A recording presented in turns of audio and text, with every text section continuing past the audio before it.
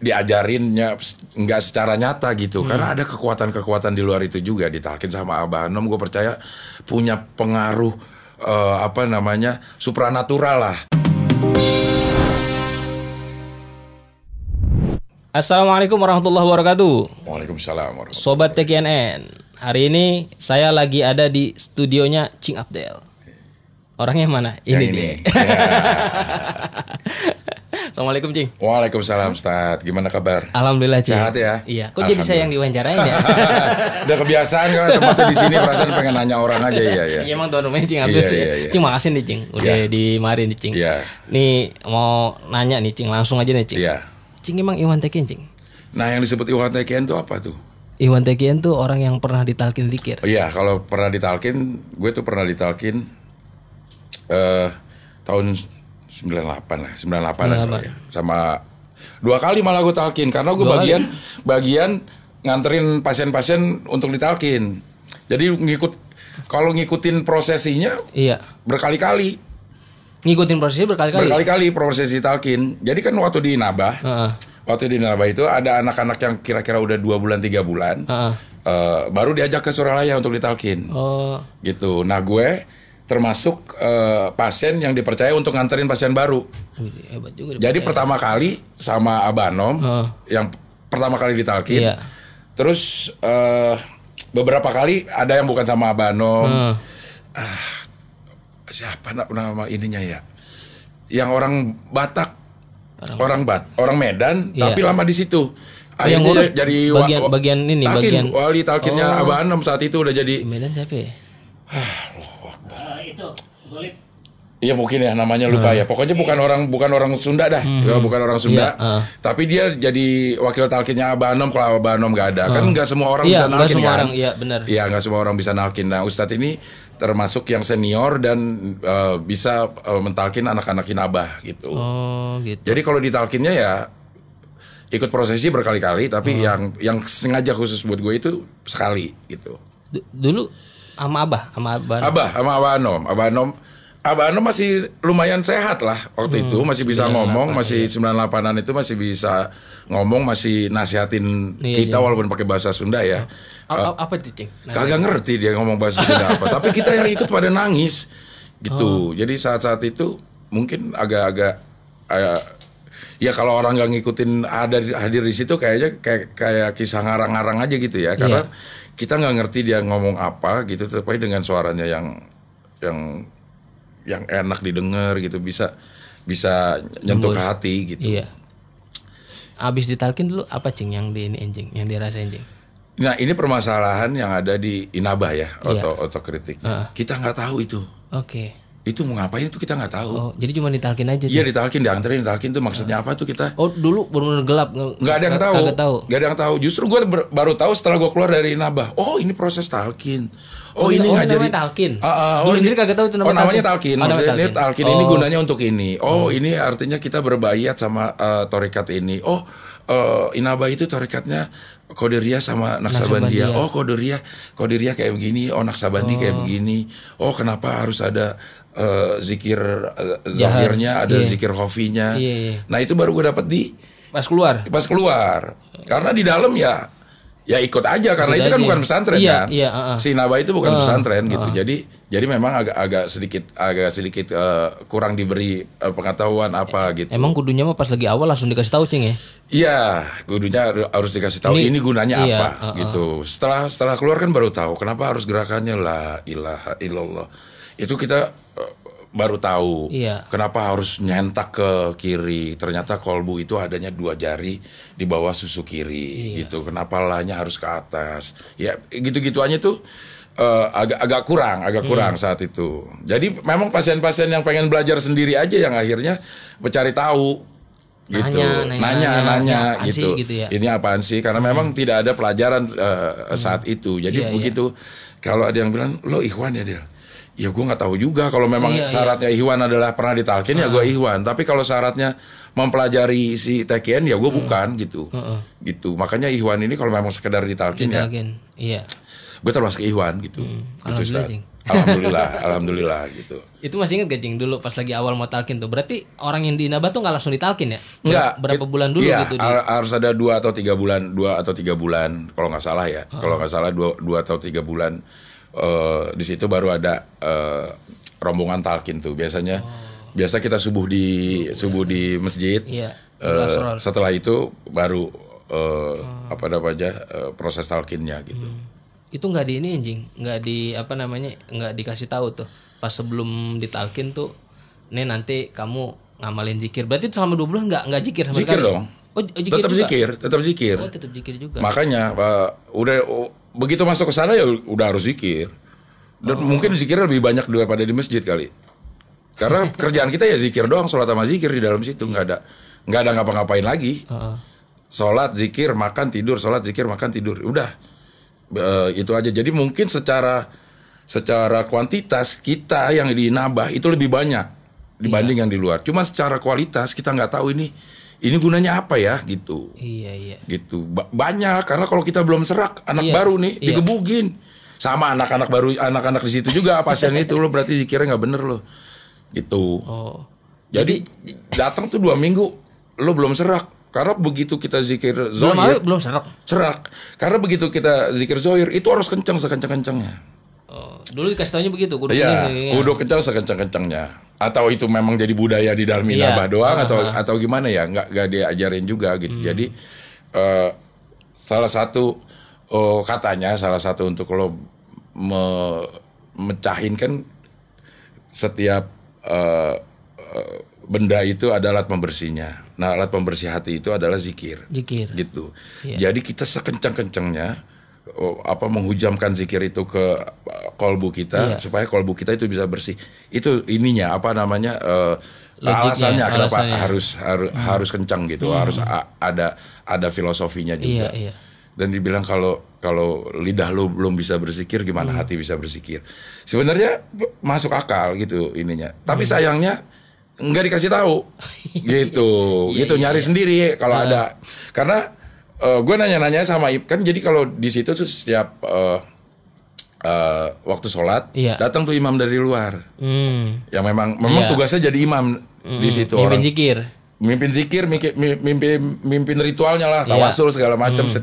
Setiap Kamis habis asar khotaman kita. Khotaman.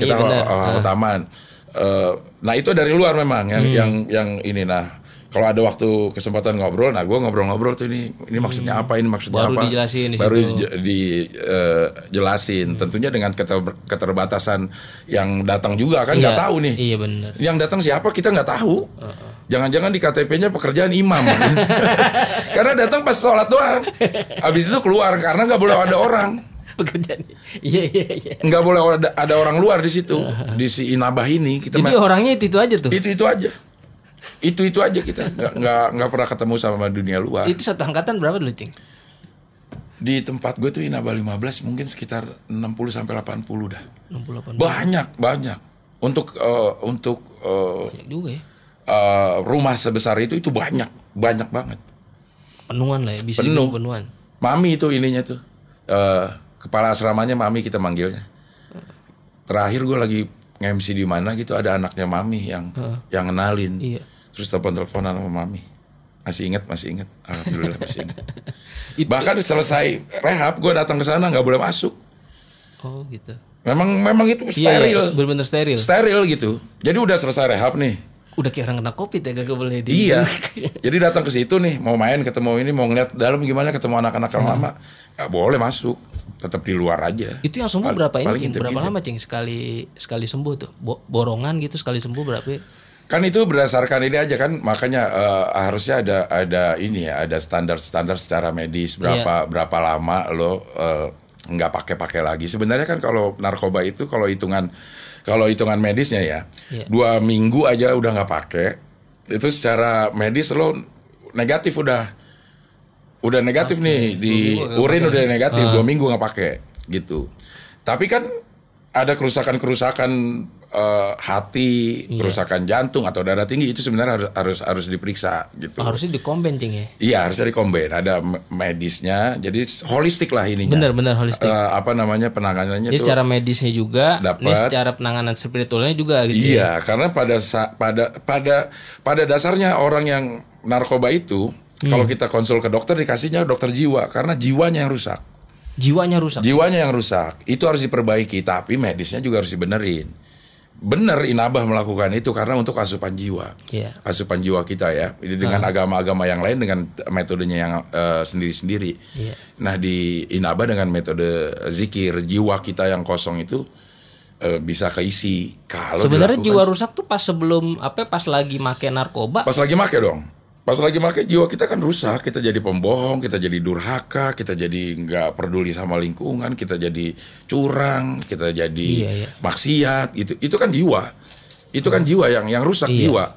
Rumah gitu. sakit banyak kan fisik ya. Nah, tapi udah banyak juga sekarang yang melakukan secara holistik gitu.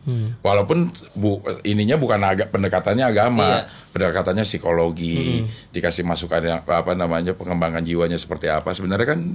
Sebenarnya juga kita ada kalau mau melakukan itu gitu. Tapi kalau buat di Jakarta nih Cing, misalnya ada Inabah nih Cing, kemudian yang dikomben sama medis gitu ya, secara holistik lah gitu. Penting nggak tuh Cing? Penting lah, penting. Belum karena, ada Cing kayak Cing. Iya, karena ada yang mungkin ya waktu zaman gue itu mungkin ada yang rehab yang secara medisnya aja ditanganin gitu. Bisa lo nggak pakai, tapi jiwanya nggak keisi. Gitu. Ada yang jiwanya doang tapi secara medis begitu keluar sakit ternyata setelah berhenti fisiknya ada yang setelah berhenti kan harus diperiksa nih semua nih. Gitu. Ada penyakit gak yang tertinggal gara-gara lo pakai gitu. Nah, itu sebenarnya kalau di combine bagus gitu. Setelah itu ada lagi tahapnya aftercare namanya. Setelah selesai di rehab dianggap secara kualitas sudah cukup, harusnya aftercare-nya ada. Nah, majelis-majelis ini yang jadi aftercare buat Inabah seharusnya. Sayangnya nggak terinformasi. Dah gua juga nggak tahu. Oh, ternyata di Jakarta ada ya. Gitu. Iya. Mau sendiri malu. Iya bener. Kita ke masjid nih, selesai sholat fardu. Iya. Itu malu. Kita zikir tuh malu karena nggak ada temennya. Kan kita zikir kenceng. Iya, zikir kenceng. Teriak-teriak nih orang. Minimal 33 kali. Iya. Minimal 33 kali kan kalau lagi enak kan kita terus. Dulu nggak dikasih tahu Cing kalau di tempat umum nggak usah terlalu kenceng gitu. Nggak ada. Karena nggak ada edukasinya. Nggak ada edukasinya. Gitu. Jadi begitu kalau gue ya awal-awal begitu keluar nih. Mau sholat jadi lebih baik gue di rumah aja dah supaya gue bisa zikir. Nah, kalau di situ gue malu sendirian. Nggak ada tuh orang yang ini orang kenapa lagi? Karena udah kan kita gerak-gerakin kepala yang mengerti ya orang yang Iwan. Yang ngamalin benar. Yang nggak ngerti ini orang kenapa sih gitu. Nah marketingnya, kampanyenya dari tasawuf ini kurang itu jadi ngelihat orang nih, wah ikut tasawuf aneh deh. Kau kayak begitu. Ini beda nih nggak ada kayak orang-orang banyak kan gitu. Jadi harusnya edukasi di situ ya Cing ya. Iya ada edukasi di situ atau kasih tahu tempat yang ini kalau lo mau kayak gini lo bisa sholatnya di sini. Iya, pusat tempatnya ya.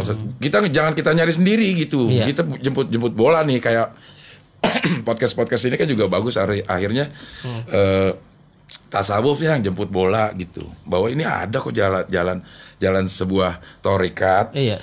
Yang kalau lo kenal nggak aneh lah. Iya benar Cing. Ini kalau orang nggak kenal thariqat yang apaan sih ini orang? Gitu. Lain sendiri kan? Iya. Lain sendiri, wiridnya juga lain sendiri kan? Iya. Menuju zikirnya kita harus tawasul ke beberapa syekh kita, mursyid kita. Kan itu nggak dilakukan di tempat yang lain, di umum. Kalau kita mau melakukan itu, sekarang juga akhirnya lupa karena nggak ada tempat. Baru tadi nih sebelum mulai ini tawasul, gue inget nih Abdul Qadir Jalani, Syekh Baghdadi, terus ada Mbak Banom, Sohibul Wafa, terus ada yang di Kalimantan Abdul apa gitu. Nah sama Totip Syambas. Ya, karena nggak ada tempat dulu. Tapi kangen cing. Iya, karena apa ya? Proses menemukan kenikmatannya itu gue dapetin di Inaba. Setelah putus asa, aduh udah nggak ada lagi gue kerjain apa dah. Akhirnya cari tahu nih, ini apa sih, kenapa sih kayak begini gitu. Iya. Kenapa sih kayak begini, dan akhirnya dijalankan. Oh ya, emang kita butuh zikir, butuh ini segala macam, walaupun alasannya itu nggak tahu Abdul Qadir Jalani itu siapa. Iya. Siapa Totip Syambas siapa? Junaidi Al-Baghdadi. Nggak tahu itu siapa. Iya. Ternyata itu pentolan dari Qadiriyah sama Naksabandi. Iya benar. Di TKN digabungin. Jadi ya memang mungkin karena gue mencari tahu, jadi akhirnya bisa dapetin ya, karena mengerti apa yang gue lakuin ini adalah untuk dapetin ini gitu. Iya. Tapi masih kontak-kontak sama teman-teman yang dulu? Enggak, karena kalau sama jangkis jangan kontak dah. Okay. Walaupun mantan gitu, nggak usah udah. Nggak boleh cing. Nggak usah, mendingan nggak usah, karena gue selalu bilang nih, kalau ada orang penakut sama orang penakut berani ketemu nih, jadi berani lewat kuburan. Iya. Kalau ada mantan jangkis ketemu mantan jangkis, lamaan dikit make bareng. Oh. Gitu. Bahaya cing ya. Bahaya, udah nggak usah lah, mendingan. Masih banyak teman yang lain. Iya, gitu. Benar. Jaga aja kadang-kadang, bukan karena karena gue tuh ngerasa ya gue belum segitu kuatnya untuk menolak kalau terjadi ajakan-ajakan. Iya. Tadi yang disebut sembuh itu berarti kalau di Inaba itu sekedar berhenti make aja gitu cing. Iya, berhenti make. Suruh balik gitu. Iya. Yang balik lagi ada nggak cing? Banyak, ada yang disebutnya S1, S2, S3 tuh banyak di situ. Udah keluar terus dimasukin lagi sama orang tuanya. Baru 2 minggu keluar pakai lagi, dimasukin lagi. Itu S2 tuh? S2 itu hitungannya. Ada yang minta nambah, gua termasuk yang minta nambah. Apa itu cing minta nambah? Karena dapat enaknya di situ. Enak, ya? Lah orang hidup bangun pagi punya rokok, gudang garam filter 2 batang, ya udah perasaan bahagia. Nggak perlu mikir yang lain-lain, kan kita terkukung tuh. Kehidupan kita di situ, jadi otomatis mindset kita tuh bahagia itu ya kecil gitu. Punya rokok 2 batang pagi hari, udah sesuatu kemewahan gitu. Nggak mikirin yang lain-lain. Iya. Nggak tahu juga bokap nyokap gue banting tulang untuk bayarnya. Ya kita di sana tinggal nikmatin gitu. Jadi nambah ada kenikmatan, mungkin zikirnya udah bener mungkin ya. Mungkin zikirnya udah bener setelah ditalkin, mungkin secara diajarinnya nggak secara nyata gitu. Karena ada kekuatan-kekuatan di luar itu juga. Ditalkin sama Abah Anom, gue percaya punya pengaruh supranatural lah. Iya. Gitu. Punya ditalkinnya sama Abah Anom nih, masuknya juga kesadaran jadi lebih dapet gitu. Emang gitu cing yang dirasain waktu ini percaya atau nggak percaya nih, Abah Anom itu selalu mimpiin gue sebelum gue datang ke iya kan sering nganterin ya? Iya. Termasuk yang pertama. Belum pernah Abah Anom juga nggak kenal, nggak kenal siapa Abah Anom saat itu. Orang jangkis mana mau kenal pesantren sih gitu. Nggak kenal. Jadi kita juga nggak pernah tahu kapan ditalkin. Karena nggak ada jadwal tetapnya. Nggak ada jadwal tetapnya kapan ini. Jadi misalnya nih subuh ini ditalkin nih, malamnya gue tidur. Nah itu mimpi tuh ada kakek-kakek bilang dia datang ke Suralaya gitu. Sama, belum pernah lihat mukanya segala macam, sampai sana ternyata yang gue mimpin Abah Anom gitu. Sama begitu gue pengen nganter anak-anak untuk talkin, malamnya gue dimimpiin besok ke Suralaya ya gitu. Ya kayak gitu ya. Tapi kalau ketemu langsung pernah ngobrol cing? Enggak lah, siapa gua kali. Siapa gua gitu, orang kan Abah Anom hadir di situ untuk talkin, kelar udah. Jadi cara ngobrolnya lewat mimpi ya? Iya, cuman ya dia nggak tahu dia mimpi gua apa enggak ya. Iya, maksudnya ada hal-hal yang di luar nalar lah. Iya. Tapi kalau diceritain, Abdel ngomong apa sih? Cuman gua yang ngerasain gitu. Jadi nggak bisa dan lagi. Itu nggak sekali 2 kali cing ya? Nggak sekali 2 kali. Karena gua lumayan sering, karena gua kan di situ hampir setahunan kalau nggak salah ada. Jadi termasuk sering. termasuk sering nganter ke Suralaya. Ngelihat begitu banyak antrian untuk ketemu Abah Anom, untuk diginiin doang ininya airnya. Bawa nih dulu nih. Iya, bawa air ya. Bawa air gitu, diginiin. Sama Abah dia bensin. Gituin dong, tak gitu. Ya. Kagak pakai ditiup-tiup. Kagak pakai, katanya Abah Anom itu semuanya udah bersikir sampai pori-porinya udah bersikir. Jadi kalau diginiin itu air bermuatan air zikir. Gini aja, ya? Itu bermuatan zikir itu kata penjelasannya gitu. Bener juga ya gitu. Banyak kisah-kisah Abah Anom yang gue dengar setelah itu. Kudanya berzikir. Gimana cing? Kuda. Jadi pernah Inabah itu pengen ditutup. Inabah berapa pengen ditutup ya? Yang pengelola Inabah ini punya kuda. Iya. Punya kuda. Jadi pada saat dia memutuskan untuk menutup Inabah ini, paginya dia ke kandang kuda. Dan ke kandang kuda itu kudanya lagi melakukan gerakan zikir kepalanya. Itu udah urban legend kalau di anak-anak Inabah. Iya. Jadi, kudanya gini lah. Iya gitu. Gerak palanya itu kayak kita lagi zikir gitu. Iya. Sampai ditegor dia tuh sama siapanya gitu. Tuh kuda aja berzikir. Lo kok mau nutup majelis zikir lo gitu. Akhirnya tetap ada. Akhirnya jalan lagi. Banyak lah ininya kisah-kisah ininya yang di luar nalar lah gitu. Apalagi cing, ada nggak? Kucingnya Abah Anom tuh kucingnya banyak kalau kita lagi apalagi pas ada gue doang ya. Pokoknya pas lagi gue di talkin tuh banyak kucing yang seliwara di dekat madrasah tuh. Nah itu ininya karena gue di Suralaya aja tuh sholat tuh jarang banget. Apakah itu masjid besarnya kan di sebelah sini rumahnya dah. Iya. Nggak tahu itu rumah tempat tinggalnya atau untuk nerima tamunya dah gitu. Jadi di ruangan itu pada saat anak-anak Inabah lagi itu ada kucing lah seliweran. Jadi kalau ada orang yang konsen sama kucingnya dicakar kayak gitu. Ada ini. Kucingnya yang datang si santrinya si pasiennya gitu. Dan kalau itu mah gue lihat sendiri, tapi pas kebenaran aja dia nyakar atau gimana gitu ya. Asisten aja. Iya. Tahu benar tahu enggak atau lagi kebenaran, tapi teman gue yang itu yang ngerasa dia dicakar karena gue waktu itu lagi mikir apaan gitu. Yang nggak tahu juga di bener-benerin atau di sangkut pautin atau memang seperti itu gitu. Cuma kalau lo udah ketemu sama Abah Anom, cerita Abah Anom apa aja menurut gue akan masuk akal. Emang apa cing? Ya ada perasaan gimana kalau ketemu ketemu Abah Anom itu nggak usah gimana sih kita ketemu sama orang yang sudah yang 24 jam hidupnya berzikir gitu. Pasti ada sesuatu kalau kita ketemu Maulana. Gue pernah ketemu sama Maulana Syekh Hisham Kabani. Oh, Hisham Kabani. Di Naksabandi. Dia di Amerika kalau nggak salah. Datang ke sini. Itu orang yang mau, gue dibayat juga di situ. Oke. Itu orang yang mau bayat banyak banget. Gue sekali datang dapet, kan apa ya? Nggak masuk akal sebenarnya gitu. Mungkin ada orang ngantri jauh gitu. Iya, orang ngantri jauh gitu. Nah kalau gue, mungkin karena gue kenal sama orang ininya ya, orang dekatnya akhirnya gue. Tapi kan itu kemudahan yang. Iya. Nggak setiap orang. Nggak setiap orang juga gitu. Nggak setiap orang juga yang ini gitu. Terus sampai ngobrol depan-depanan sama Maulana gitu. Minta nasihat segala macam gitu. Nggak semua orang juga bisa gitu. Nggak semua orang juga bisa ada di kemewahan itu gitu. Iya. Menurut gua karena itu nyambung ada. Dan itu mewah cing. Mewah lah. Siapa? Lu pernah nggak saat ketemu? Belum. Ya iya. Dia. Iya. Mau nggak ketemu Maulana? Maulana belum.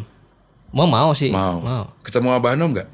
Belum. Nah, kalau mimpi sih udah. Iya. Kemewahan yang nggak semua orang dapat. Nggak semua orang dapat. Dan gue dapat. Makanya apa ya namanya? Gue percaya akhirnya. Oh ini karena gue nyambung kali gue melakukan amalan-amalan Naksabandi juga pernah dulu melakukan gitu. Ya ada sambungan-sambungan itu gitu. Kalau diceritain sama bahkan ada anak Inabah yang juga ngerasa ngiri kalau nggak ditalkin sama Abah Anom gitu. talkinnya sama wakil, wakil sama wakil talkinnya kayaknya kurang greng gitu. Kalau TKN tuh yang talkin bukan Abanom saat itu gitu karena Abanomnya masih ada kan. Saat itu Abanomnya masih ada gitu. Jadi kalau yang talkin Abanom kayaknya kemewahan lah, pasti yakin. Siapa sih yang Ikhwan juga coba gini.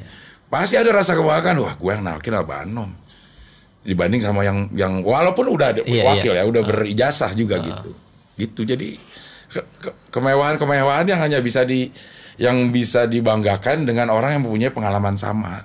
Nikmatan rohani Cing. Coba gue ngomong sama ini. Mewah apaan sih? nggak dapet feel-nya. Nggak dapet feel-nya gitu. Nggak dapet itu feel-nya gitu. Betapa ketemu aja, melihat orang itu aja udah sebuah kemewahan. Ngelihat aja udah sebuah kemewahan. Itu udah gue datang ke situ, itu dari Malaysia, dari Brunei, dari nunggu kita ditalkin. Udah nunggu. Memang mungkin open house-nya habis subuh ya. Iya. Mungkin open house-nya Abanom itu habis subuh. Jadi jamaah-jamaah dari Asia Tenggara kan banyak tuh, itu TKN, dari Malaysia, dari Brunei, dari Singapura gitu. Mereka nunggu anak Inaba dulu yang dikasih kesempatan untuk Inaba duluan justru ya? Iya, karena dia kan gak boleh lama-lama di luar, ntar kabur. Kira spesial. Ntar kabur ya. Tapi kan Iya. Kesempitan itu menjadi kesempatan. Iya benar. Perhatiannya gitu. Abah di situ ya. Iya, takut kabur aja kali gitu. Ya jadi ya kita tahu kok orang banyak yang nunggu. Ratusan yang nunggu kita gitu. Nunggu kita melakukan ini gitu. Jadi terasa mewahnya hingga kini. Gue aja juga. Hingga kini kalau ada orang ngomong TKN, gue ditalkin sama Abanom. Mahal. Kalau ngomongin Naksabandi, gue ditalkin sama Maulana. Itu ininya. Ada apa ya? Kebanggaan yang nggak ada harga apa-apanya sama buat orang yang nggak mengalami gitu. Benar. Dunia mah nggak ada apa-apa Cing ya. Nggak ada apaan ininya. Tapi kalau orang menjalankan tarekat ini disebut Maulana Hisam. Dan itu nggak ada teorinya Cing ya? Nggak ada. Nggak bisa lo temuin gimana caranya nih. Gue mau ketemu Maulana nih sekarang nih masih hidup nih. Maulana Hisam. Gue mau ketemu ini belum tentu bisa lu. Belum tentu bisa. Dulu ini gue ke Amerika, dia kesini belum tentu dapet. Iya sih bener Cing. Belum tentu dapet. Sama kalau kita mau pergi ke Suralaya mau ketemu Abanom belum tentu dapet juga. Jodoh-jodohan. Ini Cing disuruh nganterin mulu ya? Iya. Dimimpiin mulu lagi. Iya. Karena gue di Nabah dianggap ini karena gue paling tua saat itu paling tua. Terus paling aktif lah nanya-nanya ini gitu. Sampai gue di Nabah kalau ada pertandingan pingpong kampung situ gue diajak tuh cabutan sama si penjaganya, gue inget banget dah. Iya. Jadi emang salah satu pasien yang boleh keluar tuh gue. Boleh keluar gitu, keluar pintu gerbang itu gue. Karena yang lain tuh tidak ada kemewahan itu dulu. Gue bilang itu kemewahan loh. Cuman keluar pagar ngeliat jalanan 2 menit itu udah mewah banget di Nabah. Nggak semua orang bisa. Itu udah disebut piknik kita. Makan Indomie, ada waktunya itu di Nabah kita dikasih makan Indomie sore-sore. Sambil ngelihat jalanan, di depannya kan jalanan. Dikasih waktu 5 menit. Wah itu udah mewah banget. Pulang dari situ masuk gerbang, wah ceritanya udah. Orang pulang dari mana? Iya. Jadi kemewahan memang kemewahan itu secara rohani kita dapetin gitu. Walaupun secara ritual gue nggak melakukan apa-apa, ya zikir doang. Kalau ternyata di TKN terus ritualnya ada yang seperti ini, ya gue cuma melakukan zikirnya aja karena memang itu inti dari TKN katanya. Itu inti dari tarekat TKN. Gak macam-macam, hidup seperti biasa, ngobrol juga seperti biasa, nggak antum, nggak ana, ini gue lo aja ya. Tapi lo melakukan TKN ya lo udah bertasawuf kalau kata gue ya. Gitu. Jadi sebenarnya bisa lebih populer bagaimana tasawuf itu mendekatkan diri ke kehidupan sehari-hari. Lo nggak usah merubah apapun yang lo lakukan secara sehari-hari, tapi pada saat ada ritualnya ya ini yang seperti ini. Diamalin gitu. Diamalin. Tapi tempatnya juga ada karena belum terlalu populer di masjid-masjid atau musola-musola, orang berzikir dengan ritual-ritual TKN. Dengan metode itu, Cing, ya? Dengan metode itu, gitu kan. Kita palingan Allahumma anta salam wa minka salam wa alaika yujus salam, itu aja yang ini kan. Dan itu enggak di TKN ada, kita harus bertawasul dulu sebelum ini udah kelar, baru kita zikir. Dan zikirnya aneh gerakannya. Karena emang nggak umum. Nggak umum. Padahal gitu. Kalau orang tahu, Icing, ya. Kalau orang tahu, dikasih tahu, ini lo akan dapat kenikmatannya kalau lo berzikirnya seperti ini, kalau lo berzikirnya benar, kalau lo berzikirnya khusyuk, menyediakan waktu memang untuk melakukan itu. Memang agak lama sih. Kan gini, Cing. Kalau pas lagi Cing bilang tadi semua tuh jadi mahal mewah, kan nggak semua orang juga yang zikir ngerasain itu, Cing. Ngerasain zikir itu mahal gitu. Harusnya semua kayaknya. Itu kalau yang ini, Cing, kalau yang udah ditalkin kali ya. Tapi kalau yang belum kan orang masih ngerasa gersang aja tuh kayaknya. Ya gimana ya? Gue sih merasanya apa yang gue rasakan tuh udah dirasakan semua harusnya sama Iwan. Harusnya ya. Enggak di luar Iwan, Cing. Di luar Iwan mah. Kalau di luar Iwan ya karena dia orang juga kan nggak tahu. Iya, zikirnya kan orang bisa banyak, bisa baca lisan, tapi kan dia nggak sampai ngerasain ini barang mewah, ini barang mahal gitu. Iya, ya mungkin karena memang dia nggak ngerti juga, nggak tahu. Berarti penting nih, Cing. TKN maksudnya disebarluaskan, Cing. Ya iyalah. Kan namanya torekat kan banyak jalan menuju Roma, banyak jalan menuju surga juga. Torekatnya macam-macam gitu. Nah kalau tidak mau eksklusif ya harus inklusif, lo harus buka kesempatan orang datang ke sini untuk belajar, untuk apa namanya, untuk menjalankan syariatnya tanpa kan tasawuf kayaknya meninggalkan dunia sekarang nih. Kalau orang ngomong tasawuf, wah kayaknya dunia lo nggak boleh ini, nggak boleh itu, nggak ini. Pindah ke ini deh, ke gunung. Kan nggak gitu kan? Iya nggak gitu. Nggak gitu, lo bisa jalan kehidupan lo seperti biasa, tapi ada waktu-waktu khusus disediakan lo untuk melakukan ritual ini, gitu. Dan semuanya juga ada apa namanya, ada dalilnya, ada sanadnya. Katanya kalau yang ngajarin talqin semua Rasul yang menalkin ya, kalau nggak salah ya. Zikir zohir itu diajarkan Rasul ke sahabatnya yang mana, zikir khafi demikian juga dilakukan oleh Rasul ke sahabat yang lain, gitu. Jadi ada dua-duanya sama benar, sanad, karena dua-duanya pernah dilakukan oleh Rasul ditalkin yang seperti itu, gitu. Kalau dijelaskan kayak gitu mungkin apa ya? Kalau menurut gue sekarang tasawuf itu harusnya membuka, lebih inklusif ya. Iya. Bukan ada orang tertarik terus mencari tahu sendiri gitu. Jadi lo akan tergerus sama zaman kalau gitu. Jadi kita harus ngelayani orang ya, Cing, ya. Iya, toh kuantitas tidak jadi masalah kan. Iya. Yang penting kualitas orang berzikirnya bagus. Yang penting kita menyediakan tempatnya, fasilitasnya, tampilkan tasawuf itu secara apa ya namanya, populer. Milenial, semua orang bisa, nggak nunggu harus jadi jangkis dulu untuk jadi Iwan. Nggak harus, jangan nunggu tua dulu. Jangan tua dulu untuk masuk ke apa namanya, tarekat. Dari muda juga bisa lo menjalankan hidup secara biasa aja, tapi ada sisi-sisi khusus yang lo jalani. Ini gue menyediakan tarekat ini, kan tarekat banyak kan. Ini TKN menyediakan ini, siapa tahu cocok dengan gaya hidupnya dia, dengan segala apa namanya hingar-bingar kehidupan dunianya. Ternyata dia butuh metode yang begini nih, metode yang seperti ini, gitu. Soalnya kalau kagak diiniin juga orang nggak tahu, Cing, ya. Nggak dikenalin orang nggak tahu ya. Nggak tahu kalau nggak dikenalin, tergerus jadinya, sama zaman gitu. Tergerus sama zaman. Inaba juga katanya juga udah mulai ini juga kan? Iya. Kena. Iya. Kalau dulu kan sistemnya MLM. Apaan tuh? Taunya dari orang ke orang gitu. Gitu, nggak dikelola secara modern. Harusnya dikelola secara semodern mungkin gitu. Kalau enggak ya kita kalah sama yang lain lah. Iya benar. Orang padahal yang lain kita juga udah tahu benar itu ya. Iya padahal kita udah tahu benar lah, udah ketahuan gitu hasilnya. Iya, tinggal udah ketahuan itu hasilnya. Apa namanya di desain ya, desain. Iya, didesain secara modern, bagaimana orang bisa kenal apa namanya tarekat ini tanpa harus cari-cari, tahu-tahu bisa nongol di timelinenya dia atau segala macam gitu. Menembus Suralaya misalnya di Instagramnya gue juga baru follow beberapa ini. Oh ternyata ada komunitas. Ada komunitasnya gitu. Berarti udah berapa tahun? 23 tahun gue baru. Lama juga. Iya. Enggak. Ini teman-teman yang lain ada Cing yang TKN juga Cing? Enggak ada deh. Enggak tahu. Belum nemu ya. Belum nemu juga gitu.